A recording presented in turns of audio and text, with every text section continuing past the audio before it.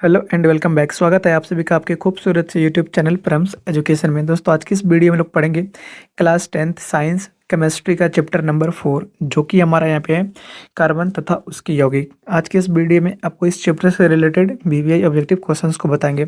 हम लोग इसके पार्ट 1 को पढ़ चुके हैं, अगर आप लोग नहीं देखें तो हमारे प्लेलिस्ट में जाकर के देख सकते हैं। तो चलिए चलते हैं पार्ट 2 के पहले क्वेश्चन की तरफ, लेकिन उससे पहले वीडियो को एक लाइक जरूर कर दें। तो चलिए शुरू करते हैं। हमारा यहाँ पे पार्ट 2 का यहाँ पे पहला प्रश्न, जो कि हमारा 23वां नंबर है, कि वे कार्बनिक यौगिक जिसके अनुसूत्र समान है लेकिन भौतिक और रासायनिक गुण भिन्न भिन्न होते हैं वे कहलाते हैं।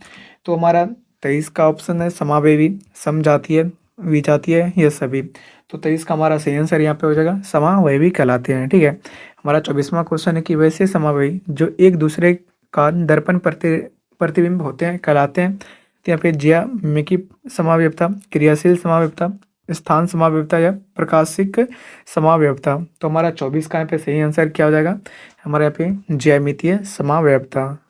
हमारा 25वां प्रश्न है कि निम्न में कौन जीवाश्म ईंधन है। तो इसके ऑप्शन है कोयला, पेट्रोलियम, एलपीजी या सभी। तो 25 का हमारा सही आंसर यहाँ पे हो जाएगा, यहाँ पे जीवाश्म ईंधन जो यहाँ पे कोयला, पेट्रोल, एलपीजी यहाँ पे तीनों है। हमारा 26वां प्रश्न है कि एल्केन की तुलना में एल्कीन होती है। तो हमारा 26 का यहाँ पे सही आंसर इसको ऑप्शन है अधिक क्रियाशील, कम क्रियाशील, बराबर क्रियाशील या सभी।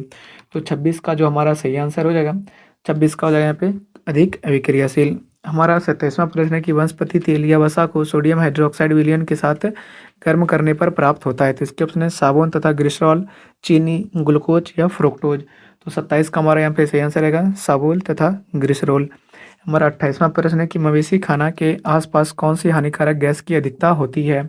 तो 28 का हमारा ऑप्शन है मीथेन, प्रोपेन, ब्यूटेन, आइसोब्यूटेन। तो 28 का हमारा सही आंसर हो जाएगा मीथेन।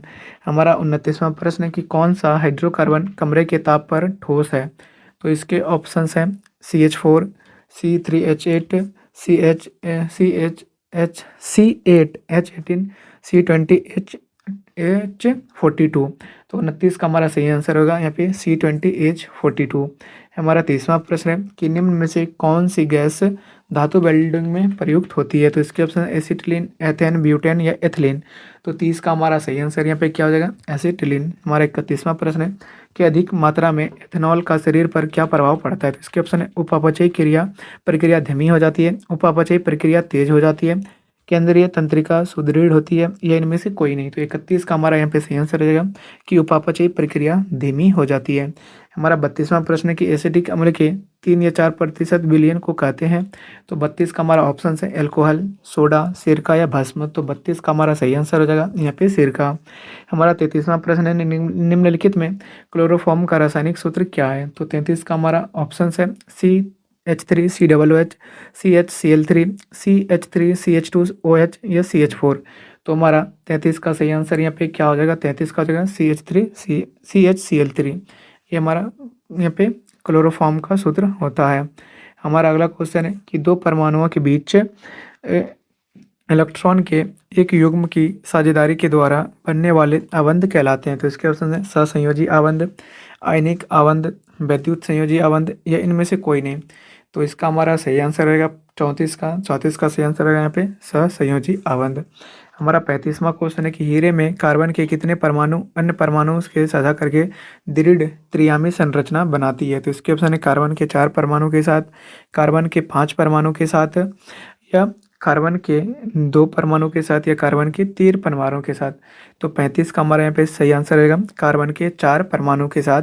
यहाँ पे जो क्वेश्चन में कहा जा रहा है कि हीरे में कार्बन के कितने परमाणु या अन्य परमाणुओं के साझा करके बनाती है, तो कार्बन के 4 परमाणुओं के साथ।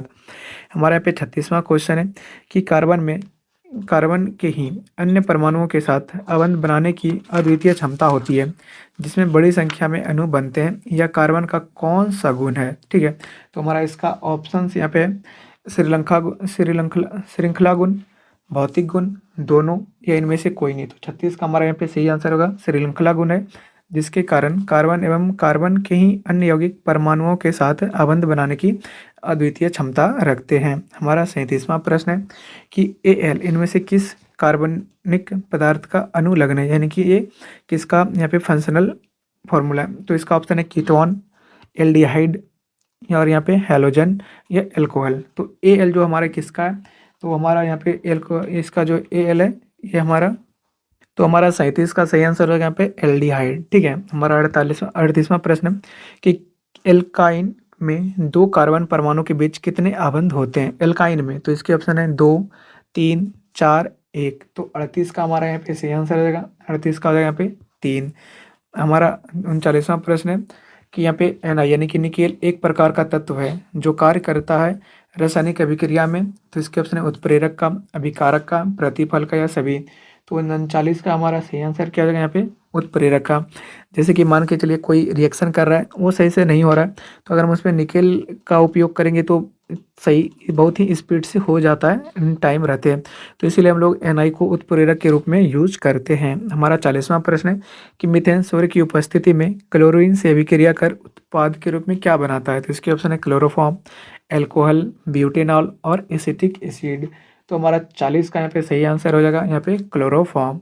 हमारा 41वां प्रश्न है कि गन्ना के रस का क्विनोन द्वारा तैयार किया जाता है। तो इसके ऑप्शन है एल्कोहल, एल्डिहाइड, कीटोन या इनमें से कोई नहीं। तो 41 का हमारा सही आंसर हो जाएगा यहाँ पे एल्कोहल यानी कि एथेनॉल तैयार किया जाता है।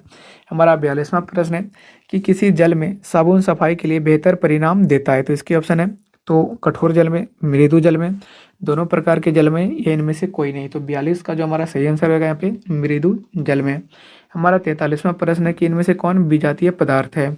तो मेथेन, एथेन, प्रोपेन या बेंजीन। तो हमारा इसमें सही आंसर क्या जाएगा यहाँ पे बेंजीन। कैसे, ये जो हमारा मेथेन है ये भी हमारा एक हाइड्रोकार्बन है, ये हाइड्रोकार्बन तो ये भी, लेकिन ये जो फॉर्मूला है इस पे यहाँ पे बैठता नहीं है। बेंजीन का होता है यहाँ पे C6H6। ठीक है, तो यहाँ पे जितना कार्बन है उतना ही हाइड्रोजन है, लेकिन इधर जो है मान के चलिए मेथेन का फॉर्मूला क्या होता है, मेथेन का होता है CH4। ठीक है, तो हमारे मान के चलिए यहाँ पे C1 है और यहाँ पे H देखते हैं 2 है, इससे ज़्यादा है।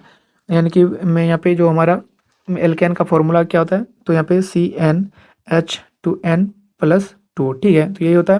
तो इसीलिए हमारा यहाँ पे जो ये तीनों है उस फॉर्मूला पे हमारा सेट कर जाता है, लेकिन ये जो बेंजीन है वो सेट नहीं करता है, इसीलिए इसमें ये विजातीय है बेंजीन। ठीक है, हमारा अगला प्रश्न है कि अमोनिया एवं सल्फोनेट के लवण निम्नलिखित में से कौन है। तो इसके ऑप्शन है अपमार्जक, वसा, एल्कोहल या एल्डिहाइड।